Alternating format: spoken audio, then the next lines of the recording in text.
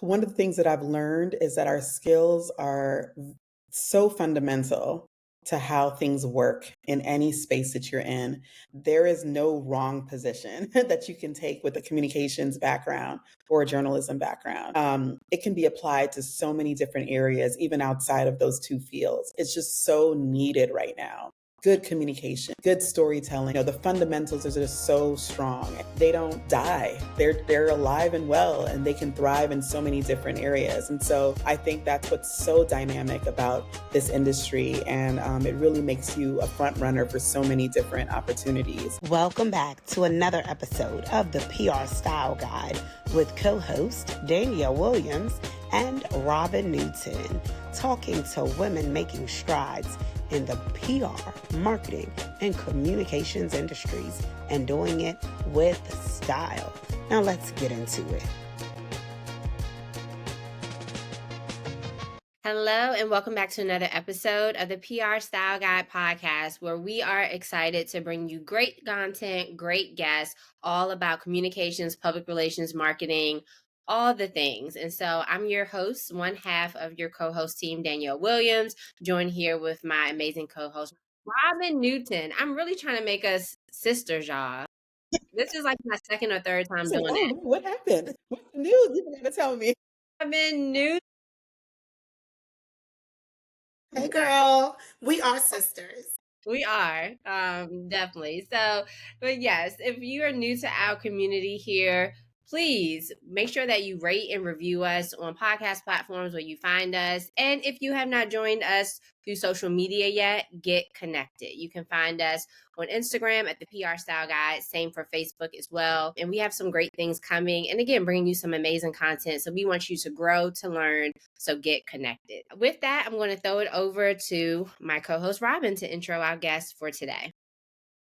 I am excited to introduce this person because I've known her for a while, but I still want to introduce her to you all. She's amazing.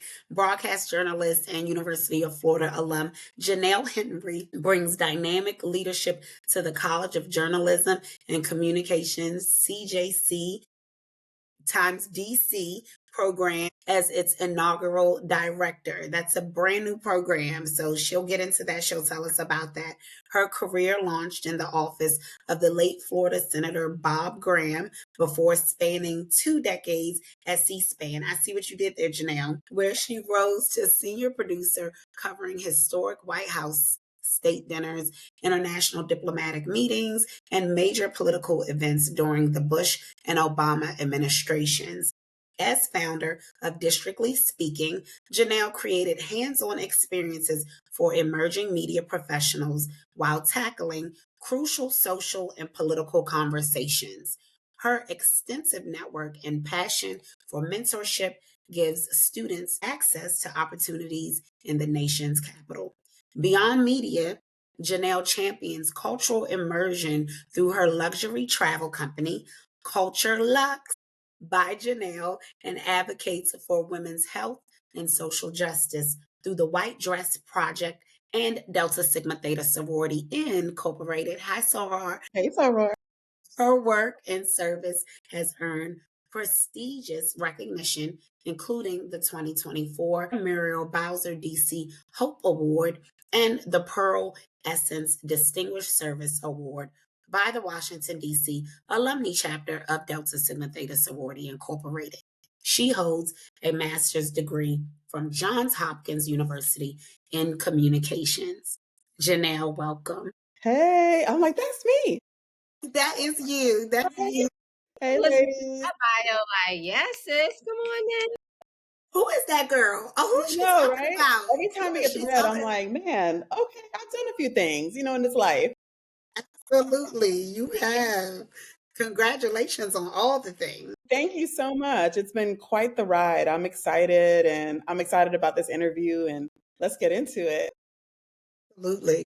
Yes, well, the way we like to kick things off here at the PR Style Guide is tell us, Jonelle, when did you first fall in love with communication? Oh, wow. Okay. So it probably really started in high school. I am from West Palm Beach, Florida, and a brand new school had started called the Palm Beach County School of the Arts. and they had a communications program. And so I thought I was going to go in for writing, and we had an audition and everything. And I was part of the communication arts program. And so learned everything about communication, the yearbook, the newspaper, the TV station. We had it all. It was a really, really cool magnet program. And I remember doing the rotation for news and television and reporting. And we had a local news anchor that came in and talked to us about life as a reporter and anchor. And she pulled me aside after, and I wish I remembered her name, but it was so long ago. But she pulled me aside after and she said, I think you'd be really good at this and you should consider doing this work. You should consider, being a reporter. And I was just like, what, me? And ever since then, I was just like, well, let me look into this. And I just fell in love with it after that. And so I started public speaking. I started doing news stories. I would take news stories from the newspaper and practice them in the mirror, reading them in the mirror. And I would, try to shorten them and make them sound newsy. And I thought there was a news voice I needed to have. So that really was where that developed. And I was kind of known in my family as the communicator, as someone that's just like, Jonelle, go up there and say something. That was always kind of my role. So I embraced it and I was never afraid. And so I said, well, let's do this. And so, that's kind of where it started. And then after that, University of Florida and journalism, and the rest is history. So it just kind of took off from there. Of things that you do at the University of Florida. What were some of the things you did? Yeah, Yeah, so communications type of organizations or things that you were involved in there. absolutely. Yes, it was great. So first, got to college and connected with the Black Student Union, connected with, we didn't call it NABJ back then. It was called the Association of Black Communicators. It turned into the NABJ, but it was in the same spirit. That was what it was called. And I remember joining that organization and connecting with several professors within my college. We had a radio show called The B-Side, which covered Black life on campus and Black issues and interests. And so that was it really tied into my minor at the time, which was African American Studies. And that was kind of brand new back in the 90s. And so it was just a way for me to leverage, my love of culture and telling these stories. And so I kind of dabbled in radio, I dabbled in television. My major was in broadcast journalism, and so got a lot of time to do things on our campus television station, WFT. And there was a semester where I tried out to be the 5 p.m. anchor. And I remember that semester very well because I also had an opportunity to study abroad in France. And I auditioned for this 5 p.m. anchor role, not really thinking I would get it or not. And I got it. And I remember thinking wow, do I do this or do I go to France? Which one do I do? I decided to do the 5 p.m. anchor. And that was amazing. It was such an amazing experience. And, this was not just a news station on campus. It went out to the entire community. And so I got letters from the community. People saw you, so it was a great hands-on experience to be able to do this for a semester every day at 5 p.m. And it really kind of honed my skills and it made me excited about what's to come. And so looked for internships in that space and worked at TV stations, covered different news events, got to travel with the crew. So I knew that I wanted to do TV. And I thought that I wanted to do entertainment. I wanted to be on the red carpet and, ask celebrities how they felt about climate change and how do they feel about, the water crisis and just things like that and war. I wanted to ask serious questions on the red carpet because I wanted to look fabulous doing it. And so that is where I thought my head was. Following that, I was just like, okay, let's kind of get my feet wet and do a little bit of reporting and so was looking for opportunities to do that. And a good friend of mine, we were in the college together. She moved to DC and was working for her congressman. And she's just like, hey, you should come up and check out DC. And I'm like, I'm not really into politics. Or when I tell you the Lord had other plans, I'm like, I don't do politics. It's complicated, not interested, but I'll come and visit you in DC. got a chance to interview with Senator Graham's office and thought, hey, why not? I'm in DC. This is a major news market. Why not start my career here? Short term. Anyway, I'll be here for like, 3 or 4 years or so, and worked in his office and did some communications work. And so I worked for him for about a year and some change. And the TV, as you know, is always on C-SPAN. And so I started watching C-SPAN then, and I realized the kind of work that they do. And I'm like, I want to get back into TV. I think I want to see how this politics thing is going to work. And so I wanted to follow that and go back to my roots in news and television production. So started at C-SPAN as a production assistant, which is kind of the first position you have in the newsroom. And and worked my way up again, thinking this was just going to be a little stop.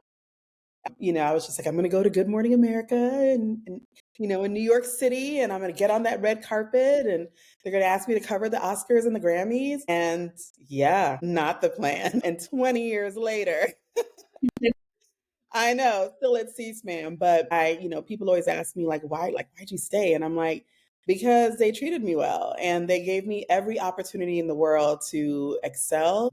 I felt like I had great mentors and I felt like I got to do really cool things. And when I did them well, that always, encouraged them to give me more assignments and more opportunities. And so, I used to be like, oh, I don't want to say that. I don't want to come across as like, I got it going on or anything like that. But, no, I worked really hard. And so every opportunity that came my way, I went after it. And I asked all the questions. I wasn't afraid to do that. How do you do this? How do you do this better? And so that really is the heart of who I am. And so just taking on any challenge and putting my spin on it and my energy and my creativity on it and turning it into something wonderful. And, I'm a people person, so I love doing great things with people. And so I love the camaraderie at the time and just, interacting with my colleagues and just having fun while on the job. Even the frustrations of it sometimes you can commiserate together. But it was a great, great learning ground for me. I learned so much, and I really became a better journalist because of my time there. Do you miss working in politics? It never really leaves you, does it? Not when you live in DC, not it kind of stays with you forever. So, I'm a forever journalist. I don't care what I'm doing. There's just something about the fundamentals of journalism that never leave you. Investigative report, asking questions, never just taking one answer as the only answer, but getting it, doing checks and resources and making sure your sources are what it's supposed to be. you know, creating stories and telling people stories and community stories and just kind of breaking things apart. Those fundamental soft skills never leave me, and they're part of everything that I do, even personally. So I do miss kind of like the everyday coverage of some kind of late breaking news, but I'm good right now. There's a lot of breaking news happening, and man, that 24-hour news cycle is real. Yeah. And so I Yeah. miss Can you imagine being a producer right now? Oh, I know.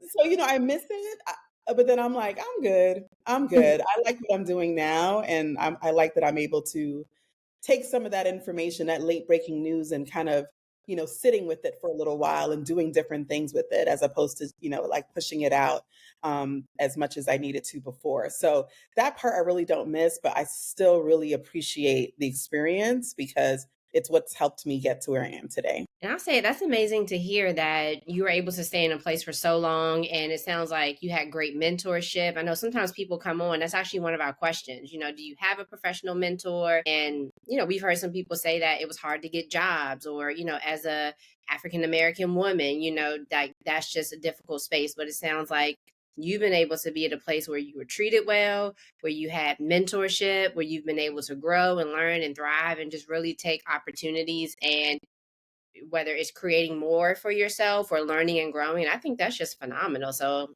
yeah. Yeah, it is. And it's truly a blessing. And it also taught me to fight for what's mine as well, too.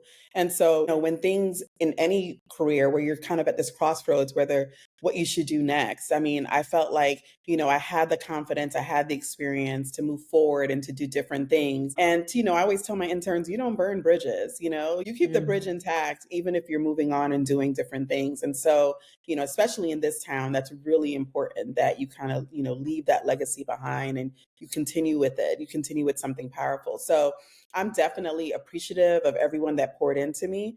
And let's be clear, everyone didn't. But the people that did, that's what this conversation is about. And that's who I'm focusing on. They did an amazing job pouring into me. And to this day, still checking in on me. How are you doing? What do you need?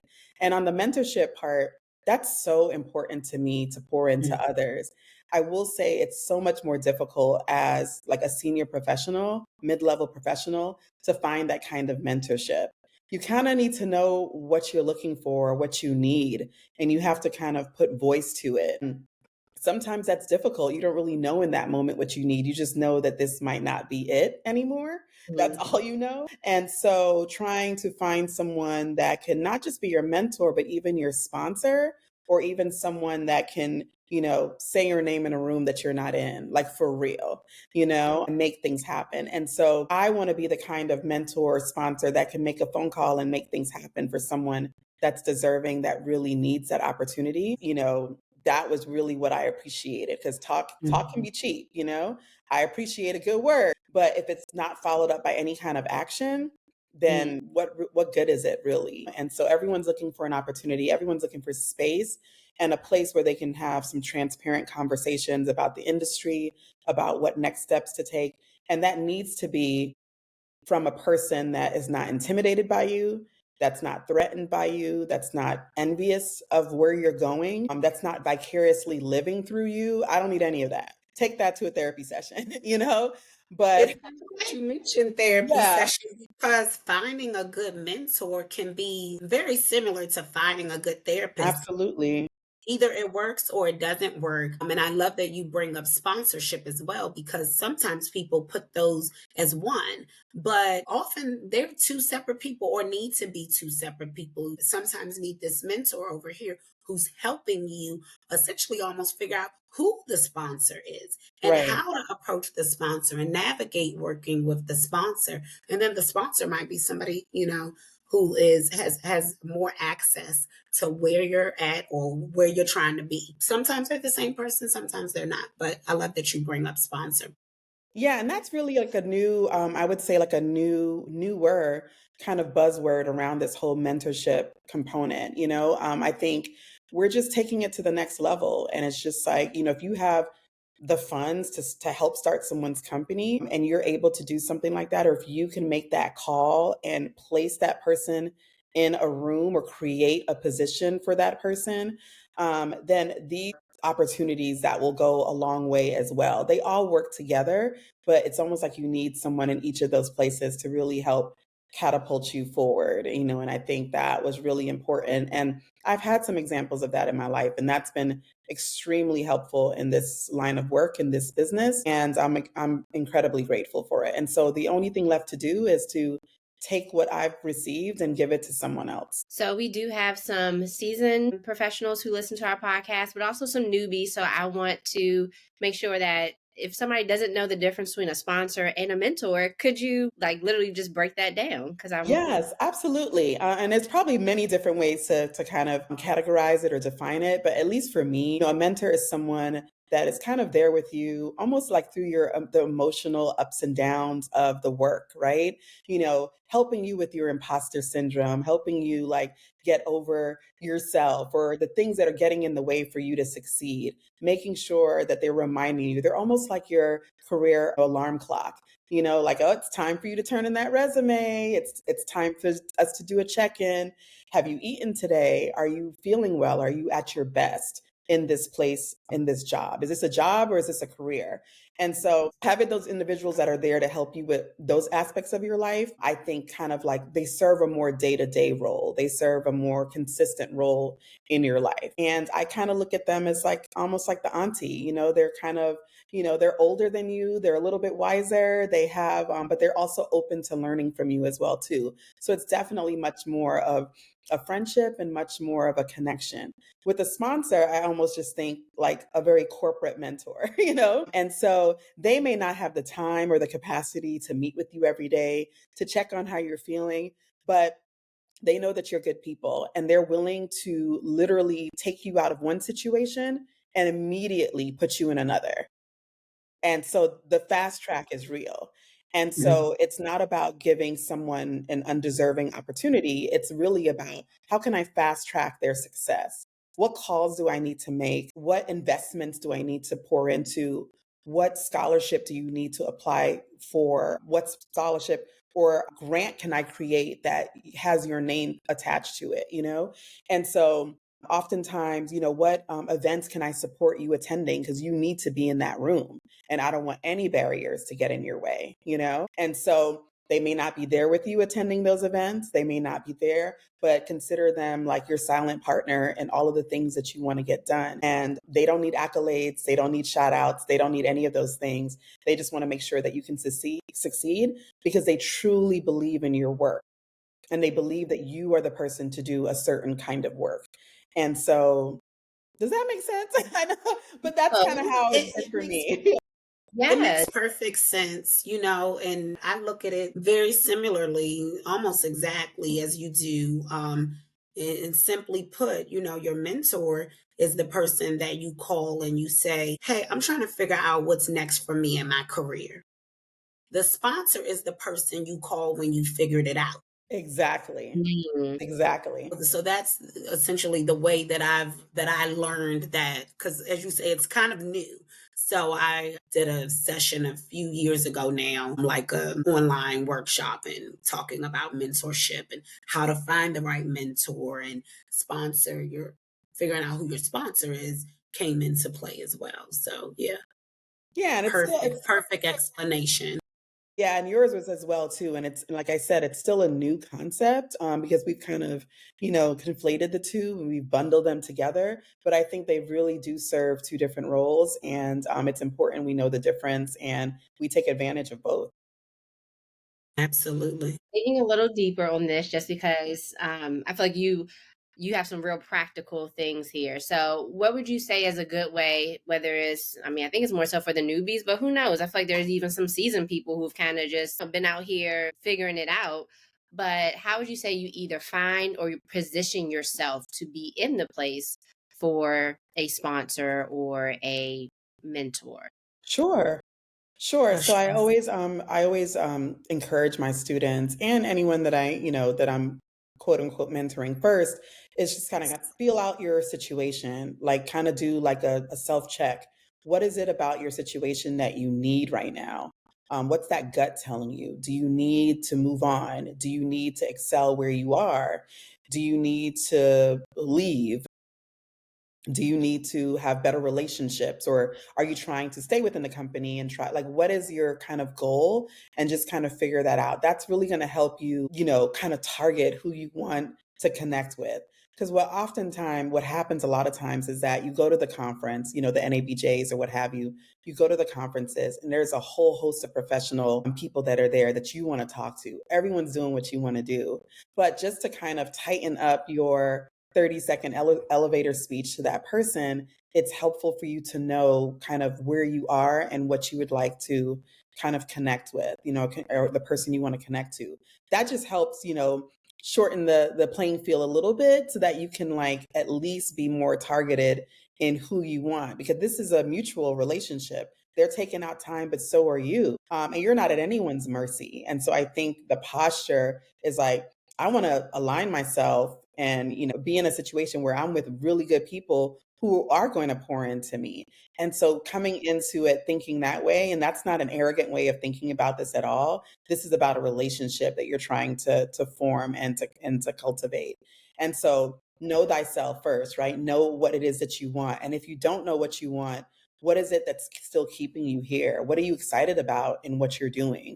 And kind of having those baby steps, So if it's like this little corner of the industry or this part of your job that you really, really like, well, let's build something around that, because that's what's actually going to give you the most peace and freedom and excitement and longevity in any space.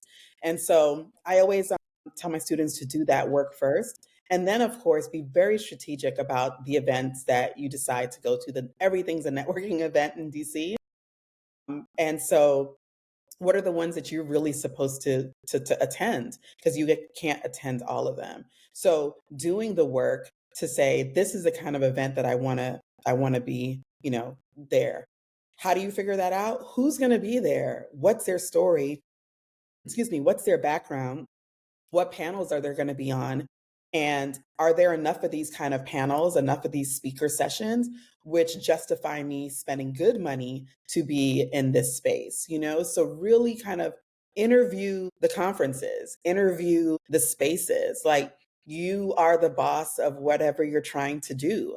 And so you get to decide, hey, I really need to be in here because this person's going to be in here. And I've already come to this event knowing what it is that I need to do and to ask. I also encourage, anyone that's looking to network is to just kind of have one or two questions that you've already kind of put aside about ways that you want to connect with that person. And it should kind of be, you should kind of, know ahead of time what it is that you want to talk to them about so that you can ask your question and it can seem like, going in, hey, this is why I'm interested in you. You're not just a blanket person that's just doing, that's just in media that I want to talk to, but it's because of this work that you did, this story that you did, this investigative report that you did, this PR strategy that you did that really excited me. And I want to, kind of talk to you more about that. So I kind of walk them through that process and let them know that there's some accountability that you have going into it. And you're not at the mercy of whoever decides to talk to you at these events, because they lead busy lives as well. So what is going to get them to stop and cultivate your career with you? And so that's just some of the things that I kind of mention. And I always tell my interns, what's your LinkedIn page? Do you have a LinkedIn page? I don't care if you're a student reporter, student junior reporter, whatever you want to call it. Make sure you have a LinkedIn page that's solid, that really, because that's really the new social media tool to really help you, other people see what you're doing and all the exciting things you're doing. There's much more, but that's at least where I start. And it's really about the imposter syndrome because I just encounter so many students who are like, I don't know, I haven't done this, I'm not sure, it's scary. And you want to learn how to, I don't want to say toughen up, but you just want to learn about yourself and know that you have something awesome to contribute. And they need to see it and hear it. And sometimes you gotta like walk them over this way so they can see it. Yeah, Phenomenal. that's good to know.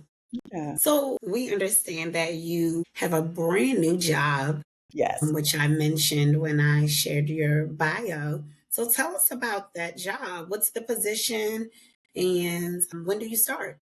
So have started already. So excited about that.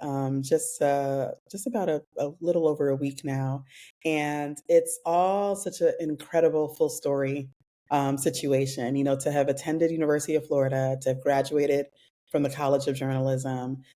So that's really special to me because they really really set me up for success. And I moved right after college, right after graduation. I moved to DC and I've been here ever since. So for this position, the College of Journalism and Communication really wanted to have a DC presence. And so they are launching a brand new DC program in DC for students in the College of Journalism. And so I am the inaugural director of that project, that program. Yes. Thank you so much. So I'm so excited because it's just going to be a great collaborative effort between all of the faculty and staff and just everyone that has poured into me already about this position and just the great ideas that have come out of this award-winning college still to this day. Amazing, amazing institution. And so I'm really excited about starting something from the ground up.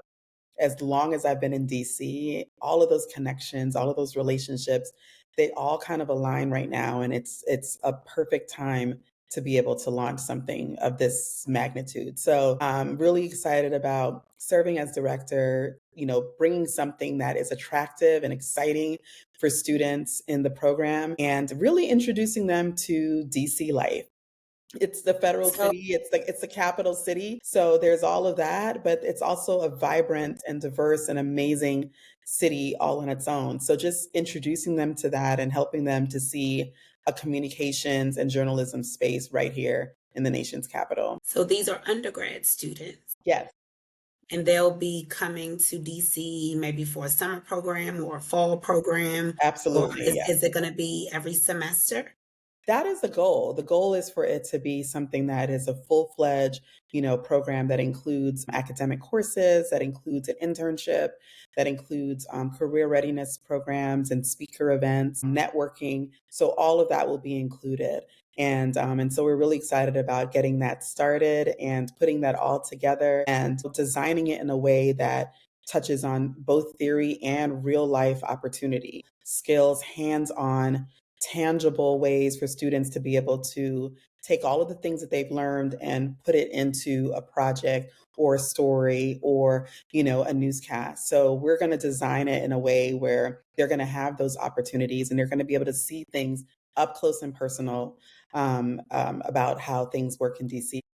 We're excited about that. There's lots of Gators here in DC. So it's been awesome connecting with them. We have a great group of us here that are doing amazing work in the communications and journalism space. So there's just like a lot of excitement, a lot of enthusiasm about what this can be, and definitely a lot of support and making sure that our students feel supported, but they also feel excited about all the career opportunities. And that's one of the things that I'm really excited about is all the career opportunities that they can have, all the creativity, all the passion that they have, that's going to be welcomed here in this program and in this space. So I cannot wait to get started. And it's still in the early stages, but stay tuned, keep watching. Yes, we can't Awesome. wait to hear updates. Congratulations. Yes, yes. So tell us, you've been in communications for a while. What would you say, what's the hardest and what's the most rewarding thing about working in communications from your vantage point? So I think one of the things that I've learned is that our skills are so fundamental to how things work in any space that you're in. There is no wrong position that you can take with a communications background or a journalism background. It can be applied to so many different areas, even outside of those two fields. It's just so needed right now. Good communication, good storytelling. The fundamentals are just so strong. And so I think one of the most rewarding things for me personally and professionally is seeing how all of my skills have transferred in these different spaces. They're so transferable. Those soft skills, those hard skills, they still make sense 20 years later. They don't die. They're alive and well and they can thrive in so many different areas. And so I think that's what's so dynamic about this industry. And it really makes you a front runner for so many different opportunities. I think one challenge, there's probably many challenges, but I think really the way I think about challenges is like, where are we today? A challenge is just really a problem that needs to be solved. How can we use the technology of today to really, solve some of those problems, solve some of those challenges? The landscape is constantly changing. And so, I mentioned this earlier, those fundamentals, they don't go away, but they do have to live in spaces that are constantly changing. And so how do we teach the fundamentals, teach the theory, teach the things that, have longevity over time, no matter what, but also have the flexibility to be able to, you know, work in spaces where technology is changing. All of this AI technology is upon us. How do we integrate those different things? How do we speak a language to a generation that grew up with computers right there? This is a different generation than the one I grew up in. So, how do I connect with that generation? How do we all connect with that generation? So, some intergenerational opportunities are available even in kind of a traditional office or newsroom space, for us to learn from each other and to respect each other. But I definitely think the changing landscape and how we apply it is what can be really challenging if you think of it as a challenge. But I'd like to think of it as an opportunity, and I'd like to think of it as a conversation that we can have about how we can all work together in these changing landscapes. That I think is something that's just like, oh, we're doing this now. Okay, we need a whole new department for this now. Do you remember when social media started? We were just like, Hmm. what's this thing, And now there are whole departments that are leading social media campaigns for every Mm. organization and company that you can think of. It is so critical to what we do. So I think embracing when there's a different way for news and information to be disseminated, embracing that and understanding that it's a whole different industry and it's changing the game and we need to get with it and get behind it, and still bring over all of those tools and fundamental things we learned to be applied in this space as well, because that hasn't changed. Absolutely. You talked a little bit about fashion earlier. You mentioned the red carpet a few times. We love some fashion. We do. Danielle and I are both fashion girlies. Yes, you are. And what I know about you is you are too. Oh, So, thank you. I try. so what does fashion mean to you and how does it fit into your professional brand? Yes, I love that question because sometimes you feel like it doesn't have a place in this conversation, but it absolutely does. I mean, I'm a representation of myself and all the things about me, and so, that is the first thing that people see. So, you know, to be honest, I think my fashion has evolved over time and As my it look, should, all of our should. right, it should.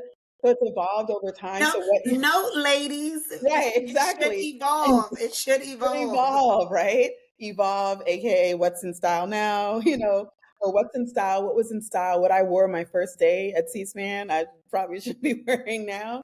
And so many things. So I think for me, it's just embracing each stage that I'm in my career, whether it's age, whether it's even the way I look, whether it's, just accommodating kind of my style preferences. So, one of the things that I said I would do, no matter, whether, there's weight gain, no matter whether there is age or any of those things, there's always going to be a pop of color on me. That's what I said.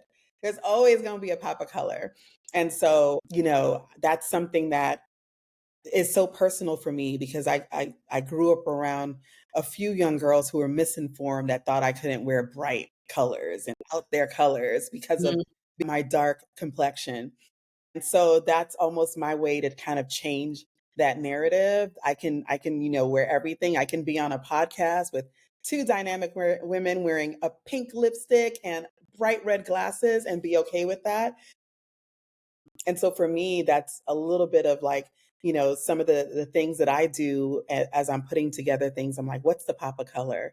What's the like, and it doesn't have to be anything like big. It can be just a small, simple way that I just want to communicate that because, especially in a space like DC, sometimes things can be very conservative, very traditional in the way that we dress. And so I just want one element, even if I have to put on the suit that kind of, demonstrates that. So, and I really love to, and I don't know if this counts as fashion, but I really love to be different with my hair. I love all the things that my hair can Absolutely. do. So, okay, all right. It's like, I didn't know if it was just clothes and shoes. Yeah. That's one of the Danielle, her hair, like It's gorgeous. girl over her hair. Both of you. I know, right? All that healthy hair. So But it I is love so, that. I think for Black women in particular, or women of color, the diversity of our hair, but then also the diversity that we can do with our hair, Yeah, that it's a statement. It is it a is. statement for It sure. is. And I had to kind of fall in love with that all over again because Yeah. there was a season where I was just like, I don't know what to do and I don't like the way I feel with this kind of hair or that kind of hair. And, that whole movement to go natural really opened my eyes to so many different ways that I could style my hair. And it's made me appreciate all my curls, the way it curls, what it does when it's wet, what it does when it's dry and twisted, and all these different things. And so I love protective styles. And I just love trying new things in with my hair. And so that's very much a part of how I present myself and kind of my voice in spaces where hair may be a conversation starter. I want to make sure that I'm saying what's kind of speaking my truth through my hair, and so that's something that's really important to me. And so I'm bold in my way. Everybody has like a boldness meter. And so that is just one of the things that I love to kind of experiment with. And I love doing those things. So that's something that I'm really excited about. And now that I'm in a position where, there'll be some interaction and definitely interacting with, different professionals and things like that, there's no shame in hiring a stylist. And so I have hired a stylist to help me pull together everything that, yes. Um, And you talk about mentor. There was a woman that a friend of mine that called me and was just like, "You're going to need a new mentor. You're going to need a new, kind of mentor because you're at a different level, different, stage in your career right now."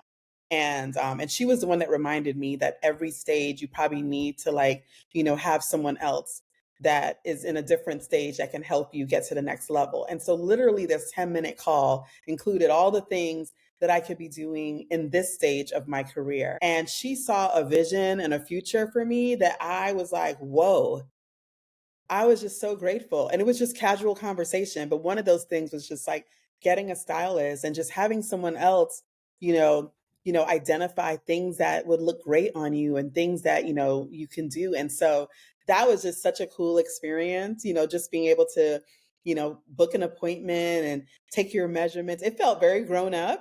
Shout out the And stylist. We want to listen, know it's a whole who's the industry, stylist. and it was a beautiful experience, and I don't think it was very different than going to a store and buying something off the rack. It was very different. It felt so customized to me, the way I look, the way I'm shaped, and that is such a powerful feeling to know that when I put on these clothes, that it's suited for me, literally suited for me. And I think that was just a new energy, a new posture. It made me kind of sit up a little straighter because I was just like, yeah, this is a new and exciting time in my career. And I'm excited about what's to come.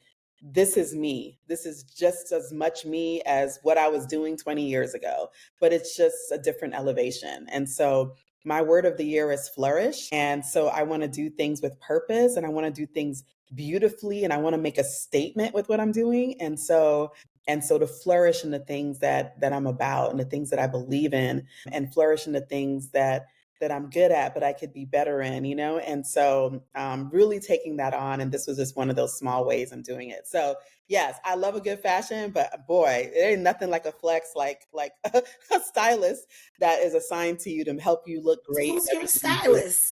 Huh?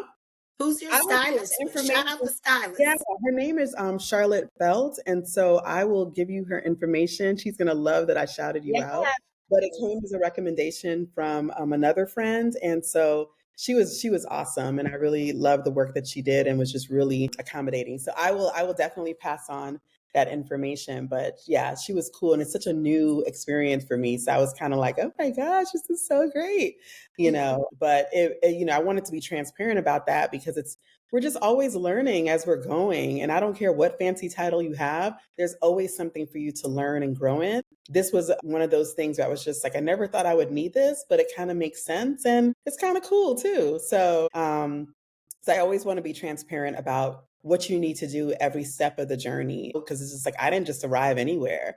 I'm still arriving and it's okay. And I'm excited about what's to come. Mentioned pops of color. Um, I'm am I echoing? Sound like I'm echoing? Mm-hmm. That's weird. Okay, how about now? It sounds better. Okay, good. I'll start that question over, or really, it's more of a statement. So, you mentioned pops of color, and I'm so glad you did in talking about being a brown girl and what wearing color signifies. Growing up, that wasn't really a thing for me in my household or my family. I was always encouraged to wear bright colors, and probably because my mom did. My mom's favorite color was red, and mine was purple, and still is purple. So she always was like, "Oh, you want to wear purple today?" But I'm reading a book by Sunny Halston right now, Summer at Sag Harbor, and it's a series of books. The first one was Summer in Oak Bluffs, I think. Anyway, so it's like three of them. But one of the characters in the book, interestingly enough, is a brown girl, and she is the darker of her god sisters. If you all aren't familiar with the book, but she expresses how she's worn darker colors pretty much her whole life because she was discouraged from wearing lighter colors. And so then, of course, I went on a deep dive about this. And in fact, It's real. lighter colors look better on darker women. Yeah. Child, I tell Um, y'all. but it's just so So interesting to me that that was a thing for many women with darker skin Yeah, tones. and unfortunately, it's still colorism still shows up in different ways. And what was really interesting about this is it was never in my home. So the idea, we really haven't talked about like my childhood, but it was awesome. It was great. But my parents did such a really great job of making me and my sister who's lighter, making us both feel beautiful and smart and talented and really I walked into school settings feeling that way. And so when this was challenged, it's like, you can't wear yellow, you can't wear red. I'm sure I looked like, really? Like, why not? Like, I don't get it. And when I'd go home with those kind of, like someone said, and it's just like, no, that's not true. So it's so important that, like everything starts in the home. And I'm so grateful, so blessed that that was reinforced so that when I heard these things, it just seemed like your opinion, it didn't seem like fact for me. Yeah. But I did go through a stage where it was ironically young girls who were darker than me that felt this way. And as an adult, I can see some of the self hate or some of the misinformation. Some of it was external, literally from other communities of you being told that. And so projecting that on your dark skinned counterpart that was, skipping along in her yellow dress and just not a care in the world because she was happy and nurtured and poured into. And you wanted to disrupt that. So I just think about how important it is at every stage that we're always saying, you look amazing. You look great in that color. There's someone that didn't receive what I received as a child that needs to hear that as an adult woman. And so I'm not going to be messy or mean girl in any kind of corporate space. That's not my energy. That is not what God has asked me to do. That's not how I'm designed or wired. And so, I think there are things that we can do every day to make sure that everyone feels seen on the job, whether you're helping them get a job or you're letting them know that they're doing a great job. There's just everything. There's just things that we can do. And we need that more now than ever when there's just so much doubt about our futures and so much concern about work and jobs and things like that we see in the news. And so, if I can do that for one beautiful woman, then I'm going to do it and remind them of that. And so, you know, I obviously wear this because I love the color red. It's attached to so many things that I love. And so I love the color red. I love pink. I just love whatever bold color you see me in. It's 9 times out of 10, I was told not to wear it. And so here I am. And so the yellows and the bright pinks and the reds and, the orange, my school colors, UF, it's orange and blue. So, I love the navy suit that has that pop of orange, like I'm about to rock that. And so, I just love Or even an orange suit. or exactly orange suit. Yeah, Okay. exactly, Get you an exactly. orange blazer. Yes. Listen, All don't give right me now. ideas, girl. Don't give me ideas. I will call Charlotte in a Call minute. me, call me. I got ideas for Give Like, you. hey, I need an orange suit, Yeah. so yeah, no, absolutely. And even those gentle reminders, like right now, like, yeah, you can do whatever you want to do. And so there's definitely a Feel part of good me in that's like, it. If you feel exactly, good in it, wear it. It's amazing how we feel different when we are wearing something that we like, that we feel good exactly. in, and it will completely change your entire day. Yes, So if you absolutely. like it, wear it. Exactly. So you always gonna see me in some red glasses though. That's definitely something that. Love that you mentioned that about, just everything. This conversation that you said your word of the year is flourish. And I feel like the information that you shared with us, whether it's through mentoring, just all the things like this was a flourishing conversation, for people to be able to just glean from, take from, and hopefully put in action. And so thank you so much for Thank you. joining us and just for sharing all the goodness. We celebrate you and Thank your you. accomplishments. And yeah, just, we could get on a whole, not soapbox, but I got some stories about, just I love my dark skin, but there definitely has been a thing. And I just want to take Thing. it. If y'all are watching YouTube, you will see that this room is filled with beautiful chocolate, brownness, blackness. And so I'm just so grateful to be in the space with you ladies. So again, thank you, Jonelle, for joining us. And we love to end things with, as we wrap up, can you tell us what is the best tip or piece of advice that either you have been given or you would like to share with our audience, or both? I think this is very simple and this is more recent, but it was literally my friend that said, "Girl, just do it." Just do it. That was literally the advice she gave me for this position. Girl, just do it. I'm like, oh, I've been out of the game for a little bit. I don't know. Girl, just do it. Just see where it goes. Just see where it goes. And I'm so glad I took her advice. I did, Yes. because here I am, in this really great, awesome assignment that I'm really ready for. And yeah, so I would just, there's a lot more, but I think that's the one that came to mind just because it was just a few months ago that this was said to me. And now, a few months later, my career choices, my career life has completely changed, all for the better. And I'm just so excited about how I'm going to work with these students and just share a bit of my experience and everything that they need to learn in DC. So, girl, guy, everyone, just do it. Just go for it. Go for what you believe in and I go love for that. it. Yeah. Perfect. It's simple, but it works. Simple and yeah, Right. Yeah. perfect. Do it.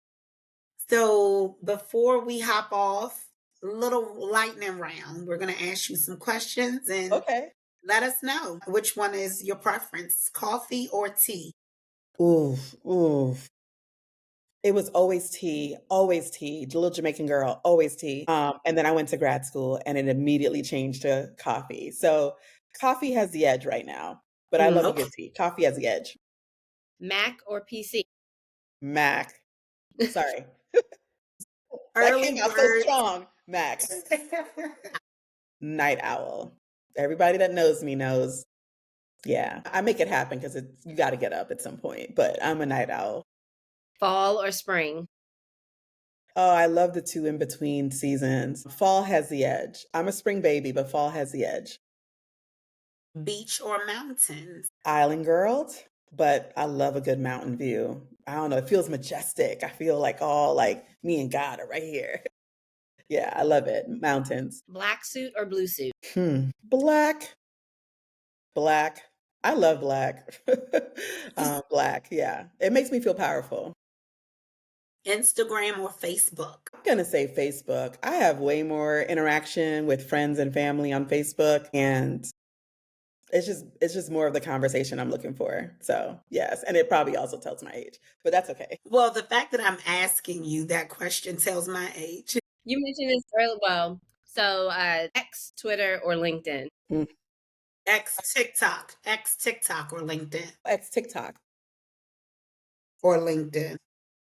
As far as like daily interaction, I would definitely say LinkedIn specifically now. Again, just more dynamic conversations and connections, which is kind of where I am for me. But I was able to see the power of TikTok when I hosted some interns with Districtly Speaking, and they made me true like believers in its power. So yeah, so I definitely understand that. And yeah, I'll leave it there. I think I know the answer to this one. Samantha Jones or Olivia Pope? She's thinking. Wait, She's which one do thinking. you think I'm going to say? No, you tell us and then Hey, I'll tell you. Olivia Pope? Of course. Okay, I was like, what? Of course. I was like, No. Olivia Pope, yes. Yeah, I mean, politics, be Yeah, our you just had a professional. whole I brown mean, girl moment, listen, right, right, right. listen. I was just like, I mean, I do love Samantha Jones, but you right, are Olivia Pope in Olivia real Pope. life, right? You're a real life Olivia Pope. Heels, sneakers, or flat? Ooh, I love a good sneaker now. If I like, I've been to a few sneaker balls over the years, and I'm like, this is really nice, So I'm like currently stepping my sneaker game up. But yeah, I definitely like that. And flats hurt my feet these days. So Jonelle, it's been a pleasure. Tell everyone how they can connect with you on all the socials. all the socials. Yes. So I'm on LinkedIn, of course, Facebook. I'm on Threads, Instagram, TikTok, and you can follow me on Instagram. I'm Jonelle the Passionista.